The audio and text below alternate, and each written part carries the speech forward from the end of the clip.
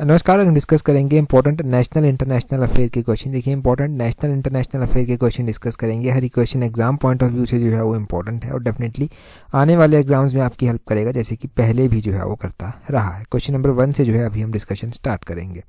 बोलते हैं विच of the following countries participated in the trilateral exercise दोस्ती। तो दोस्ती देखो, ट्राइलेटरल का मतलब है कि तीन त्रिपक्षीय एक्सरसाइज है, ये तीन देशों के बीच में ये होती है। अभी तीन देश कौन कौन से हैं जिनके बीच में ये दोस्ती एक्सरसाइज जो है वो होती है। देखो अभी हाल फिलहाल में दोस्ती एक्सरसाइज में भाग लिया, एक तो अपना देश भारत हो गया, दूसरा श्रीलंका हो गया और चौथा तीसरा जो है मालदीव्स हो गया। तो ऑप्शन ए जो है वो सही आंसर हो जाएगा। इंडिया, श्रीलंका, मालदीव्स जो है वो इसमें पार्टिसिपेट करते हैं। इस एक्सरसाइज के बारे में जानते हैं। ये जो ट्राइलेटरल एक्सरसाइज है दोस्ती, इसमें जो है वो कोस्टल गार्ड की जो सेनाएं हैं वो होती हैं, जैसे इंडियन कोस्टल गार्ड होगा, श्रीलंका का कोस्टल गार्ड होगा, मालदीव्स का कोस्टल गार्ड होगा। ये आपने ध्यान रखना है। और एक्सरसाइज जो है वो 2 साल में बाइएनुअल होती है, 2 साल में एक बार होती है। ये एक्सरसाइज स्टार्ट कब हुई थी? 1991 में जो था ये एक्सरसाइज जो था वो स्टार्ट हुई थी। इंडिया और मालदीव्स के बीच में जो था वो स्टार्ट हुई थी जब ये हुई थी। फिर श्रीलंका बाद में चलकर जुड़ता है, 2012 में जो है वो श्रीलंका इसमें जुड़ जाता है। देखो अब आप तैयारी कर रहे हैं तो ज़रूरी नहीं कि आप एक ही एग्ज़ाम की तैयारी कर रहे हैं, बहुत सारे एग्ज़ाम आप देंगे। तो किसी भी एग्ज़ाम में स्टेटमेंट बेस्ड क्वेश्चन पूछा जा सकता है, किसी एग्ज़ाम में इस तरह से क्वेश्चन पूछा जा सकता है। आपको हर एक डिटेल में पता होगा तो हर एक क्वेश्चन सॉल्व कर पाएंगे आप यहाँ से। बात अगर हम एक्सरसाइजेज की ही कर रहे हैं तो देखो एक्सरसाइज में आपने ध्यान रखना है कि ऐसी एक्सरसाइजेज भी हैं जो इंडिया और श्रीलंका के बीच में इंडिविजुअली होती हैं, इंडिया और मालदीव्स के बीच में जो है वो इंडिविजुअली होती हैं। तो कौन कौन सी एक्सरसाइजेज हैं जो होती हैं, जैसे कि मित्र शक्ति एक्सरसाइज होगी। एक मित्र शक्ति एक्सरसाइज जो है वो इंडिया और श्रीलंका के बीच में होती है और इंडिया और श्रीलंका की एयरफोर्स के बीच में जो है ये एक्सरसाइजेज होती हैं। तो मित्र शक्ति एक्सरसाइज जो है वो इंपॉर्टेंट है क्योंकि नवंबर 2023 में ही ये एक्सरसाइज जो था वो हुई थी और नवंबर 2023 में ये मित्र शक्ति एक्सरसाइज जो था वो पुणे में शुरू हुई थी, तभी ये इंपॉर्टेंट है। अब हम मालदीव्स की ओर चलते हैं क्योंकि मालदीव्स के साथ आपने देखा था कि इंडिया के संबंध थोड़े से खराब हुए थे। तो इंडिया और मालदीव्स के बीच में जो है वो कौन कौन सी एक्सरसाइज जो है वो होती हैं। देखो इंडिया और मालदीव्स जो है वो एक्विवेरियन एक्सरसाइज जो है वो करता है। ये दोनों कंट्रीज एक्विवेरियन एक्सरसाइज जो है वो करती हैं। तो ये एक्सरसाइज का नाम आपने ध्यान रखना है, EKUVERIN। इस एक्सरसाइज का नाम ध्यान रखें और इन तीनों कंट्रीज के बीच में जो एक एक्सरसाइज होती है वो भी आपने नोट कर लिया। यहाँ से अगला क्वेश्चन देखें क्या बोलते हैं where will India's largest green hydrogen production plant be set up. तो बोलते हैं कि इंडिया का जो largest green hydrogen production plant है उसको जो है वो अभी स्थापित किया गया है। तो वो कहाँ पर जो है वो स्थापित किया गया है? इंडिया का ये जो largest green hydrogen production plant है ना, ये विशाखापट्टनम में, ऑप्शन सी सही आंसर है। विशाखापट्टनम में जो है वो इसको इनॉग्रेट किया गया है। विशाखापट्टनम आंध्र प्रदेश में जो है वो पड़ता है, यहाँ पर इसको किया गया है, ये आपने ध्यान रखना है।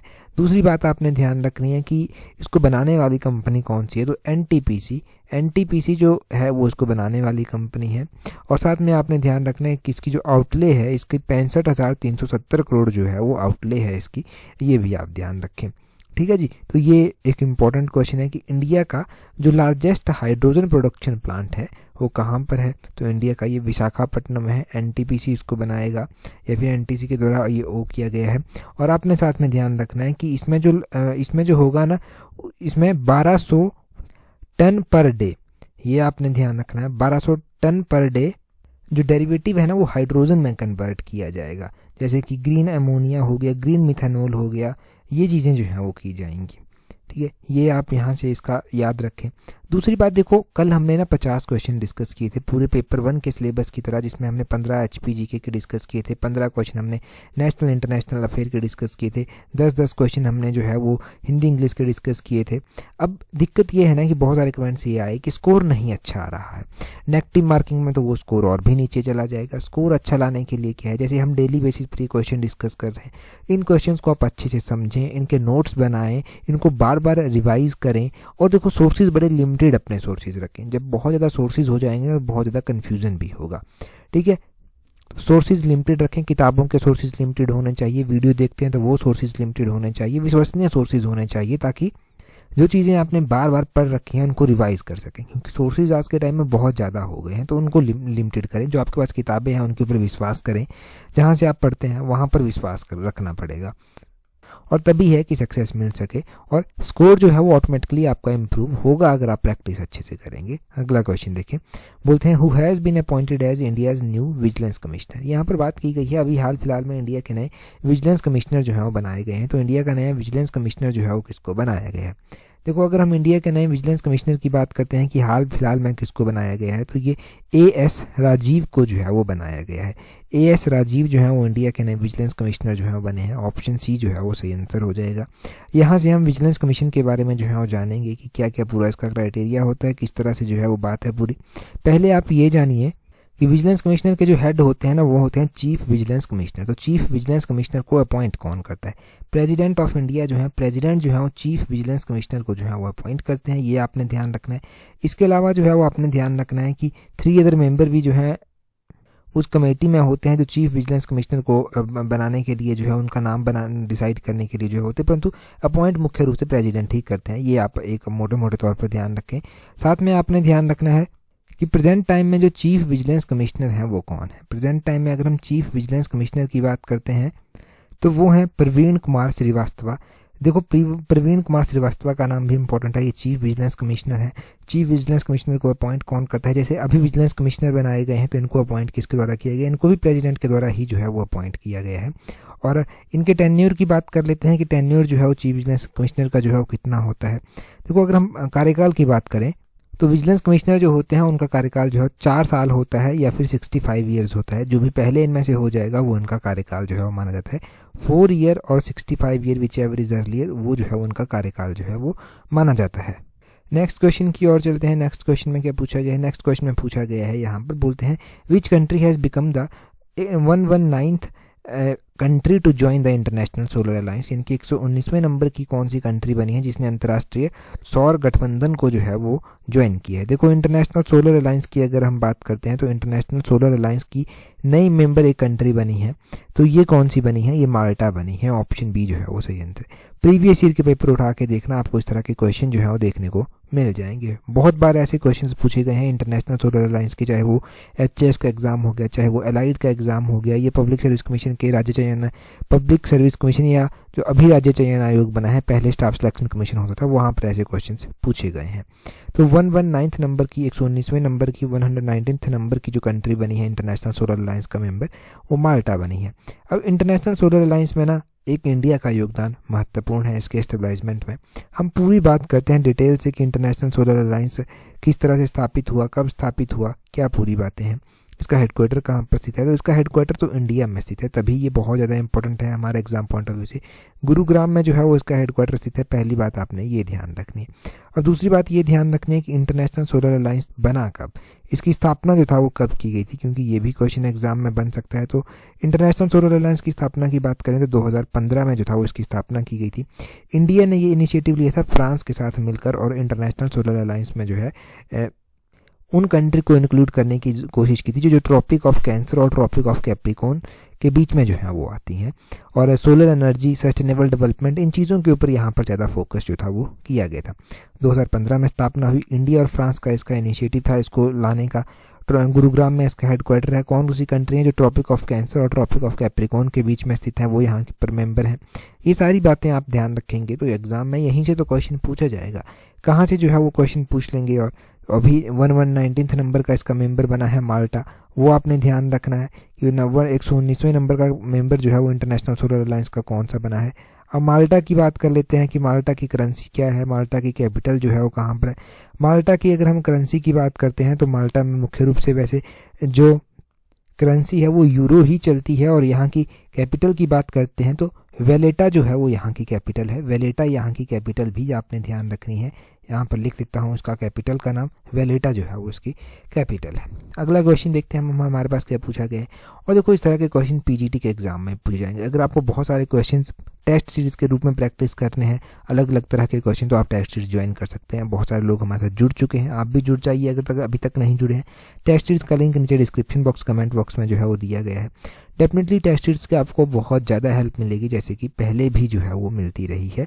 और चाहे आज से पहले हाई कोर्ट के एग्ज़ाम में, आज से पहले जो है वो क्लर्क सेक्रेटरीट के एग्ज़ाम में हेल्प मिली थी। अभी पीजीटी की बारी है और पीजीटी में डेफिनेटली आप जो आपके छोटे छोटे कंसर्न हैं उनसे डील करने में कैपेबल होंगे। चाहे वो नेगेटिव मार्किंग का आपका कंसर्न हो, चाहे वो पेपर 1 को पास करने का हो, पेपर 2 के बाद पेपर 1 में मेरिट बनाने का, वो सारे कंसर्न आपके एड्रेस हो जाएंगे अगर आप ऑनेस्टली प्रैक्टिस करेंगे। अब ऑनेस्टी तो आपको खुद को दिखानी पड़ेगी। अगला क्वेश्चन देखें क्या बोलते हैं यहाँ पर। अगले क्वेश्चन में देखें क्या बोलते हैं। बोलते हैं यहाँ पर recently bagless initiative is introduced by which of the following state. तो बैगलेस यानी कि बिना बैग के जो है वो बच्चे स्कूल में आएंगे, ये इनिशिएटिव जो है वो अभी इंट्रोड्यूस किया गया है। कौन सी स्टेट गवर्नमेंट के द्वारा जो है ये इंट्रोड्यूस किया गया है। देखो, बिना बैग के बच्चे स्कूल में आएंगे ताकि उनके ऊपर स्ट्रेस ना हो, बर्डन ना हो, वो बर्डन फ्री होकर, स्ट्रेस फ्री होकर पढ़ाई कर सकें। ये मध्य प्रदेश ने जो है वो इंट्रोड्यूस किया है। ऑप्शन बी जो है वो सही आंसर है। मध्य प्रदेश ने इंट्रोड्यूस क्यों किया है ये आपको पता चल गया। एग्जाम में क्वेश्चन डायरेक्टली पूछा जाएगा अगर पूछ लिया गया यहाँ से। हम बात करते हैं इस तरह का एक और ऐसा ही इनिशिएटिव जो एजुकेशन से रिलेटेड है, वो सीबीएसई के द्वारा जो है वो लिया गया है। सीबीएसई जो कि central board of secondary education है, उसके द्वारा ये एक प्लान बनाया गया है कि हम क्या करेंगे, ओपन बुक एग्ज़ाम जो है वो कंडक्ट करेंगे। ओपन बुक एग्ज़ाम जो है वो OBE इसको कहा गया। ये ओपन बुक एग्ज़ाम क्या होगा कि आप एग्ज़ाम में जाएंगे और किताब की सहायता से जो है वो अपना एग्ज़ाम जो है वो करेंगे। मतलब आपको एग्ज़ाम में किताब खोल कर पेपर देना जो है वो अलाउ होगा। ये जो है वो सीबीएसई इनिशिएटिव लेकर जो है वो आई है। अब सीबीएसई ने इस इनिशिएटिव को जो है पायलट बेसिस पर चलाने की जो है वो पहले शुरुआत करने के लिए कहा है कि क्लास 9th और क्लास 12th के लिए नवंबर 2024 से हम इसको पायलट बेसिस पर जो है वो चलाएंगे। होता क्या है ना कि बच्चे जो है क्रैमिंग, रट्टा मारने के ऊपर बहुत ज़्यादा फोकस करते हैं और रट्टा मारकर जो है एग्ज़ाम देते हैं। अब बहुत बार देखते हैं कि क्या है कंपटीशन में, रट्टा मारना ही तो है सारा का सारा। ऐसी कोई जनरल अवेयरनेस आपकी कितनी भी है, अगर रट्टा मार के एग्ज़ाम निकाल लिए तो निकाल लिया, डजेंट मैटर कि आपको कितनी नॉलेज है नहीं है। परंतु क्या है, अब सीबीएसई कहता है कि हम क्या करेंगे, हम जो है वो बच्चों को अलाउ कर देंगे कि आप इन किताबों को लेकर जो है वो एग्ज़ाम में बैठ सकते हैं। मान लीजिए पहले तो पायलट बेसिस पर किया जाएगा, कुछ एक सिलेक्टेड स्कूल में किया जाएगा, तो वहाँ पर क्या करेगा सीबीएसई कि बच्चों को अलाउ कर देगा, पेपर दे देगा। पेपर में जो है वो किताबें भी होंगी उनके पास और किताबों से वो पेपर कर पाएंगे। अब उनकी वही अवेयरनेस देखनी है कि वो किताबों से उस पेपर को कैसे सॉल्व कर पाते हैं। परंतु यहाँ पर बहुत सारे चैलेंजेस भी हैं। चैलेंजेस ये हैं कि पेपर डिज़ाइन ऐसा किया जाए कि जो डायरेक्टली किताब से क्वेश्चन ना हो, टीचर्स के ऊपर स्ट्रेस होगा, न सो मैनी थिंग्स। परंतु ये हमने जान लिया कि सीबीएसई का क्या इनिशिएटिव है, मध्य प्रदेश का क्या इनिशिएटिव है। कुछ भी क्वेश्चन एग्जाम में पूछा जाए अब आपको भूलने वाले नहीं हैं ये क्वेश्चंस। अगले क्वेश्चन में देखें, बोलते हैं recently the global initiative on global health, जिसको GIDH कहा गया, was launched by which of the following organisation. तो बोलते हैं कि global initiative on digital health जो है ये एक इनिशिएटिव चलाया गया है, किसके द्वारा जो है ये इंट्रोड्यूस किया गया है। देखो, ये इनिशिएटिव जो है वो इंट्रोड्यूस किया गया है किसके द्वारा, ये इनिशिएटिव इंट्रोड्यूस किया गया है WHO यानी कि वर्ल्ड हेल्थ ऑर्गेनाइजेशन के द्वारा। ये आपने ध्यान रखना है। और साथ में आपने क्या ध्यान रखना है कि वर्ल्ड हेल्थ ऑर्गेनाइजेशन के बारे में नेशनल इंटरनेशनल अफेयर में क्वेश्चन बन सकते हैं। वर्ल्ड हेल्थ ऑर्गेनाइजेशन की स्थापना कब की गई थी, 7 अप्रैल 1948 को इसकी स्थापना की गई थी। ये आपने ध्यान रखना है, 1948 7 अप्रैल को स्थापना की गई थी। वर्ल्ड हेल्थ डे भी मनाया जाता है। कब मनाया जाता है वर्ल्ड हेल्थ डे, वो मनाया जाता है 7 अप्रैल को। वो भी आपने ध्यान रखना है कि वर्ल्ड हेल्थ डे जो है वो कब मनाया जाता है। WHO की स्थापना हुई थी, उसी उपलक्ष्य में ये वर्ल्ड हेल्थ डे भी जो है वो 7 अप्रैल को अब मनाया जाता है। और यहाँ से एक और बात ध्यान रख लें कि जो global initiative on digital health है, इसको सपोर्ट कौन कर रहा है, तो G20 के द्वारा भी इसको सपोर्ट प्रोवाइड करवा रही है। जो G20 कंट्रीज़ का समूह है उसके द्वारा भी सपोर्ट जो है वो प्रोवाइड करवा जा रही है। और वर्ल्ड हेल्थ ऑर्गेनाइजेशन जो है वो इसने तो इसको लॉन्च किया ही है। ठीक है जी, अगला क्वेश्चन देखते हैं हमारे पास क्या पूछा गया है नेक्स्ट क्वेश्चन में पूछा गया है, recently how many total medals did India win at the 2024 Asian indoor athletics championship. तो बोलते हैं कि हाल ही में भारत ने 2024 में जो एशियाई इंडोर एथलेटिक्स चैंपियनशिप हुए उसमें कुल कितने पदक जो है वो जीते हैं। हाल फिलहाल में जो है ये एशियाई इंडोर एथलेटिक्स चैंपियनशिप हुई, इसमें जो है वो इंडिया के द्वारा टोटल 4 मेडल जो है वो जीते गए। ऑप्शन ए जो है वो सही आंसर हो गया। थोड़ा सा डिटेल से जान लेते हैं कि क्या है पूरी बात। इंडिया ने 4 मेडल जो है वो जीते हैं, जो 2024 में एशियन इंडोर एथलेटिक्स चैंपियनशिप हुई। कहाँ पर हुई, तो तेहरान ईरान में जो है ये हुई। ईरान के तेहरान में जो है ये हुई, ये आपने ध्यान रखना है, ये मोस्ट इंपॉर्टेंट है। 17 फरवरी से 19 फरवरी 2024 के बीच में जो है ये हुई। 4 मेडल जो है वो इंडिया के द्वारा टोटल जीते गए। हाँ, इस तरह से पहले भी कुछ एक जो है वो इनिशिएटिव्स हुए हैं, कुछ एक गेम्स हुई हैं जिनमें इंडिया ने अलग अलग मेडल टैली जो है वो मेंटेन करके रखी है। हम बात कर लेते हैं खेलो इंडिया गेम्स की। खेलो इंडिया गेम्स में महाराष्ट्र ने जो था वो टॉप किया था, वो आपने पढ़ लिया है। हम इससे पहले भी जो 2023 में कोई इंपॉर्टेंट गेम्स हुई थी वहाँ पर भी इंडिया की मेडल टैली के बारे में बात करते हैं। हमने देखा था कि एशियन गेम्स में हुई थी, एशियन गेम्स चाइना के होंगजोंग रीजन में हुई थी, जहाँ पर इंडिया ने 107 मेडल जो था वो जीते थे। इंडिया से पहले चाइना रहा था, जापान रहा था, रिपब्लिक ऑफ कोरिया, ये कंट्री जो था वो इंडिया से पहले जो था वो स्थान पर रही थी। और अगर हम बात करते हैं एशियन गेम्स के बाद जो था वो एशियन पैरा गेम्स भी हुई थी चाइना में ही, चाइना के हांगजोंग रीजन में ही। तो एशियन पैरा गेम्स की अगर हम बात करते हैं तो वहाँ पर इंडिया की मेडल टैली क्या रही थी, वहाँ पर इंडिया की मेडल टैली 111 जो था वो रही थी, जिसमें से 29 गोल्ड मेडल थे, 31 सिल्वर मेडल थे, 51 ब्रॉन्ज मेडल थे। और 107 जो इंडिया की एशियन गेम्स में रही थी, 107 मेडल टैली में से बात करेंगे तो इसमें से 28 जो था वो गोल्ड मेडल थे, 38 जो था वो सिल्वर मेडल थे, 41 जो था वो ब्रॉन्ज मेडल थे। ये जो था वो इंडिया की मेडल टैली जो है वो यहाँ पर अलग अलग टाइम में जो है वो अलग अलग गेम्स में रही है। एशियन गेम्स हो गए, एशियन पैरा गेम्स हो गए। 100% श्योरिटी है कि ऐसा क्वेश्चन जो है वो पीजीटी के पेपर 1 में पूछा ही जाएगा। पीजीटी में नहीं पूछा गया, एलाइड सर्विसेज में पूछा जाएगा, किसी न किसी एग्जाम में आपको ये देखने को मिलेगा। अभी तो देखो आचारसंहिता से पहले बहुत सारी पोस्टें आने वाली हैं, बहुत सारी पोस्टें आएंगी ना। अब एक्सपेक्टेड तो है कि आएंगी, सब कुछ फाइनल है कि आएंगी। अब आएंगी तो एग्ज़ाम भी उनके लिए होगा और वो अपॉर्चुनिटी आप हाथ से जाने नहीं दे सकते। और उसके लिए आपको क्या करना है, देखो अगर आपको एक ऐसी टेस्ट सीरीज चाहिए ना जो हर एक एग्जाम में आपकी हेल्प करे, तो वो आपके लिए अभी प्रेजेंट टाइम में एलाइड सर्विसेज की हमारी टेस्ट सीरीज जो है वो हो सकती है। एलाइड सर्विसेज की जो टेस्ट सीरीज हमने लॉन्च की है ना, उसमें 200 क्वेश्चन है हर एक टेस्ट सीरीज में। टोटल 10 टेस्ट सीरीज प्रोवाइड करवाई जाएंगी, 2000 से ज़्यादा क्वेश्चन होंगे मतलब आपके पास। और तो अलग से हमने करंट अफेयर सेंड किए थे वहाँ पर, और भी चीज़ें सेंड की थी, परंतु 2000 तो आपके पास अलग अलग सब्जेक्ट्स के क्वेश्चन हैं। और क्या होगा, यहाँ से प्रैक्टिस बहुत ज़्यादा होगी। एलाइड की तैयारी तो होगी ही होगी, परंतु एलाइड के अलावा और भी जो छोटे छोटे एग्जाम्स होंगे, क्लर्क, जूनियर ऑफिस असिस्टेंट, बाकी भी एग्जाम्स होंगे वो भी कवर हो जाएंगे। तो यहाँ से बहुत हेल्प मिलने वाली है। चीज़ें आपको समझनी पड़ेंगी, कैसे आप समझते हैं वो आपके ऊपर डिपेंड करता है। टेस्ट सीरीज का लिंक नीचे डिस्क्रिप्शन बॉक्स, कमेंट बॉक्स में दिया गया है। आगे बोलते हैं which day is celebrated as global tourism resilience day. तो बोलते हैं कि किस दिन विश्व का जो पर्यटन लचीलापन डे है वो मनाया जाता है। देखो अगर हम बात करते हैं टूरिज्म देखो इंडिया की भी बैकबोन मानी जाती है, और इंडिया के साथ साथ जो है वो हिमाचल की तो मानी ही जाती है। अगर हम बात करते हैं ग्लोबल टूरिज्म डे जो है वो, ग्लोबल टूरिज्म रिसाइलेंस डे जो है वो कब मनाया जाता है, तो ये अभी मनाया गया है, 17 फेब को मनाया गया है, 17 फरवरी को जो है ये मनाया गया है। ठीक है जी, 17 फरवरी को मनाया गया है, परंतु यहाँ से ना एक इम्पॉर्टेंट डे जो आपके मन में होना चाहिए वो वर्ल्ड टूरिज्म डे भी होना चाहिए। वर्ल्ड का जो टूरिज्म डे है वो कब मनाया जाता है, वो मनाया जाता है सितंबर के महीने में, और 27 सितंबर को जो है वो प्रत्येक वर्ष मनाया जाता है।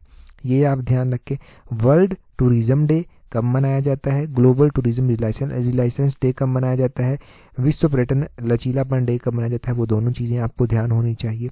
अब ये जो 2024 में ग्लोबल टूरिज्म रिसाइलेंस डे मनाया गया, इसकी थीम क्या रखी गई थी, इसकी थीम रखी गई थी resilient tourism building back better. ये इसकी थीम जो था वो रखी गई थी। ये आपने इसकी थीम ध्यान रखनी है। और आपने ध्यान रखना है कि वर्ल्ड टूरिज्म डे भी तो मनाया गया था, वो कौन सा बहुत दूर मनाया गया था, वो भी तो अभी मनाया गया था। तो वर्ल्ड टूरिज्म डे 2023 के सितंबर में मनाया गया था, उसकी थीम क्या रखी गई थी वो भी पता होनी चाहिए आपको। तो टूरिज्म एंड ग्रीन इन्वेस्टमेंट जो है वो थीम रखी गई थी सितंबर महीने के टूरिज्म डे की। ये दोनों थीम्स आपको क्यों पता होनी चाहिए, ये दोनों थीम्स आपको इसलिए पता होनी चाहिए क्योंकि सितंबर महीने के करंट अफेयर भी आने वाले एग्जाम्स में पूछे जा सकते हैं, क्योंकि बहुत दूर के नहीं हैं। दूसरा रीज़न ये है आपके पास कि सितंबर के साथ साथ फरवरी भी आपको याद रह जाएगा और सितंबर भी याद रह जाएगा। अगला क्वेश्चन देखें क्या बोलते हैं। आगे बोलते हैं रिसेंटली इंटरनेशनल गीता महोत्सव विल बी ऑर्गेनाइज्ड इन। तो अभी हाल फिलहाल में इंटरनेशनल गीता महोत्सव जो है वो मनाया गया। इंटरनेशनल गीता महोत्सव मनाया गया, तो ये कहाँ पर जो है वो मनाया गया, ये इंपॉर्टेंट क्वेश्चन है। शायद एचएएस में इस तरह का क्वेश्चन पहले पूछा जा चुका है। अब देखो इंटरनेशनल लेवल का है ये गीता महोत्सव, और अभी हाल फिलहाल में ये कहाँ पर मनाया गया है, तो अभी हाल फिलहाल में जो है ये कोलंबो में मनाया गया है। ऑप्शन ए जो है वो सही आंसर हो जाएगा। अब देखो कोलंबो यानी कि श्रीलंका में जो है वो ये मनाया जाएगा। अभी कब मनाया जाएगा, मार्च महीने में जो है ये मनाया जाएगा, 1 से 3 मार्च के बीच में जो है वो मनाया जाएगा। और आपने ध्यान रखना है कि इसकी मेजबानी जो है वो श्रीलंका के द्वारा जो है वो की जाएगी। श्रीलंका के बुद्ध शासना, धार्मिक और सांस्कृतिक मामलों के मंत्री विदुर विक्रमाने के द्वारा जो है ये सारी मेज़बानी जो है वो की जाएगी इस प्रोग्राम की। वो उनका नाम इंपॉर्टेंट नहीं है, श्रीलंका कोलंबो, ये इंपॉर्टेंट बातें हैं आपके लिए। और आपने ध्यान रखना है कि ये त्यौहार जो है वो मुख्य रूप से हरियाणा के कुरुक्षेत्र में जो है वो मनाया जाता है, जहाँ पर दिव्य भगवत गीता, जिसको हिंदू मैथोलॉजी में जो है बहुत इंपॉर्टेंस से स्थान दिया जाता है, भगवान कृष्ण ने अर्जुन को सुनाया था, वो चीज़ें जो है वो इसमें जिनको बढ़ावा दिया जाता है वो है। अभी कहाँ पर मनाने की बात कही गई है, कोलंबो श्रीलंका में मनाने की बात कही गई है इंटरनेशनल गीता महोत्सव को। ये चीज़ आप नोट करें, ये इंपॉर्टेंट है। श्रीलंका के साथ अगर हम इंडिया के रिलेशंस की बात करते हैं तो हम पहले ही श्रीलंका के साथ जो अलग अलग एक्सरसाइजेज हम टाइम टू टाइम करते हैं वो हम सब पढ़ चुके हैं। ठीक है जी, तो वो एक्सरसाइजेज हमारी हो चुकी हैं डिस्कस पहले से ही। और दूसरी बात देखो, पीजीटी के लिए जो 50 क्वेश्चन हमने डिस्कस किए थे, अगर वो आपने नहीं देखे हैं तो उनको एक बार देख लेना, क्योंकि ये जो क्वेश्चन हमने यहाँ पर पढ़े हैं ना, उनका एक रिवीजन हो जाएगा आपका अच्छे से। उसका आपको लिंक मिल जाएगा। अभी संडे को हमने डिस्कस किए हैं, मतलब कल ही डिस्कस किए हैं अभी। तो वो चीज़ें आपको हेल्प करेंगी कि आप कितनी तैयारी की ज़रूरत है और क्या कमियां हैं, कितने क्वेश्चंस आपको डेली प्रैक्टिस करने चाहिए। वहाँ से आप ही की हेल्प होगी। नौकरी के मामले में कोई भी रिस्क लेने, सोर्सेज बड़े लिमिटेड रखें, मैं बार बार ये आपको कहता हूँ, चाहे जहाँ से भी पढ़ें परंतु बड़े लिमिटेड सोर्सेज के साथ पढ़ें। किताबें बड़ी लिमिटेड होनी चाहिए। बहुत ज़्यादा एक्सपेंड कर देंगे ना चीज़ों को तो बहुत ज़्यादा ही कन्फ्यूज़न होगा और कन्फ्यूज ही रहेंगे फिर। अगला क्वेश्चन देखिए।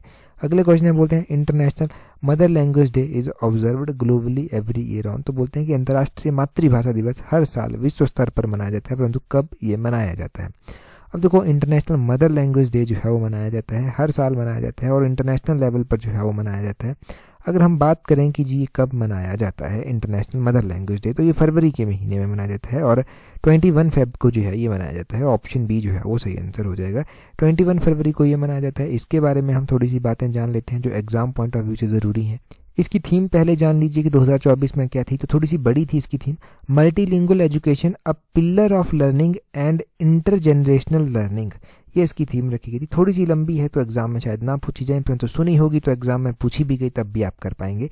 Multilingual education a pillar of learning and intergeneration learning, ये आपने ध्यान रखना है, ये जो है वो इसकी थीम है। अगर हिंदी में हम कहें तो बहुभाषी शिक्षा सीखने और अंतर पीढ़ीगत शिक्षा का एक स्तंभ है, ये जो है वो इसकी थीम जो है वो रखी गई थी। अब हम थोड़ा सा बैकग्राउंड डिस्कस कर लेते हैं इंटरनेशनल मदर लैंग्वेज डे का। ये डे जो है ये यूनेस्को के द्वारा जो है वो मनाया जाता है। यूनेस्को जो है वो इसको मनाया जाता है और यूनेस्को ने ये घोषणा की थी 17 नवंबर 1999 को कि 21 फरवरी को जो है वो अंतर्राष्ट्रीय मातृभाषा दिवस के रूप में जो है वो मनाया जाएगा और 21 फरवरी 2000 से जो है वो दुनिया भर में ये मनाया जा रहा है। 1999 में इसकी घोषणा कर दी गई थी, वर्ष 2000 से जो है ये मनाया जा रहा है। और ये घोषणा जो है वो की कहाँ पर गई थी, तो या फिर यूँ कहें कि क्यों गई थी। उस टाइम ना भाषा को लेकर एक जो बांग्लादेशी थे जो पूर्व में पाकिस्तानी थे, उनके द्वारा जो था वो एक आंदोलन चलाया गया था। तो उनके द्वारा किए गए भाषा आंदोलन को श्रद्धांजलि देने के लिए जो है ये घोषणा जो था वो की गई थी कि इंटरनेशनल लेवल पर जो है ये डे जो है वो मनाया जाएगा। इसका उद्देश्य क्या होता है? इसका उद्देश्य ये होता है कि इस दिन से जो है वो लोगों के भीतर भाषाओं के प्रति लगाव, संरक्षण और उनके बचाव को बढ़ावा दिया जा सके, लोग भाषाओं के महत्व को समझ सकें। आज क्या है, आज देखो एक लैंग्वेज को बहुत ज़्यादा प्रायोरिटी दी जाती है, बाकी लैंग्वेज को थोड़ा सा पीछे कर दिया जाता है। 10 लोगों के बीच में बैठकर 10 लोगों को अगर पहाड़ी आती है और अगर आप हिंदी में बात कर रहे हैं, अगर 10 में से एक बच्चा भी, अगर एक एस्पिरेंट्स भी कोई या फिर उनमें से एक लोग कोई भी जो है वो पहाड़ी में बात कर लेते हैं ना, तो सब उसकी तरफ कुछ और ही नज़र से जो है वो देखेंगे, उसको जज कर लिया जाता है वहीं से। डजेंट मैटर कि आप पहाड़ी में बात कर रहे हैं, हिंदी में बात कर रहे हैं, इंग्लिश में बात कर रहे हैं, बस आपका कहने का तरीका बड़ा स्पष्ट होना चाहिए और आपका खुद का पॉइंट ऑफ व्यू भी जो है वो बड़ा स्पष्ट होना चाहिए चीज़ों को लेकर। और देखो, चीज़ों को लेकर अगर क्लियरिटी, स्पष्टता अगर आपके पास है ना, तो आप कभी भी धोखा नहीं खा सकते। आगे क्वेश्चन देखें जी, हमारे पास क्या पूछा गया है। बोलते हैं recently 9th edition of Raisina dialogue begin in which of the following city. हाल ही में रायसीना डायलॉग का 9th नंबर का जो है संस्करण शुरू हुआ है। ये कौन से शहर में जो है वो शुरू हुआ है? लास्ट एडिशन में हमने डिस्कस किया था, साथ में मैंने बताया भी था कि यहाँ पर कौन सी कंट्री के प्राइम मिनिस्टर, प्रेसिडेंट जो है वो चीफ गेस्ट के रूप में, वो आपको कमेंट करके अभी बताना है। ठीक है जी, आप अभी कमेंट करके बताएंगे। और साथ में ही देखो, टेलीग्राम पर आपने ज्वाइन नहीं किया, टेलीग्राम पर ज्वाइन करने के लिए अपने टेलीग्राम से @allexam31 इस तरह से सर्च करना, आपको हमारा टेलीग्राम चैनल जो है वो मिल जाएगा। एक बात ज़रूर ध्यान रखें, जो भी इंपॉर्टेंट अपडेट्स होती हैं वो टेलीग्राम पर आपको दे दी जाती हैं, जैसे आपके हेल्प हो सके, आपको हेल्प मिल सके। और ज्वाइन कर लेना अगर अभी तक नहीं किया है। That's all for today. Thank you very much for watching and listening with very patience.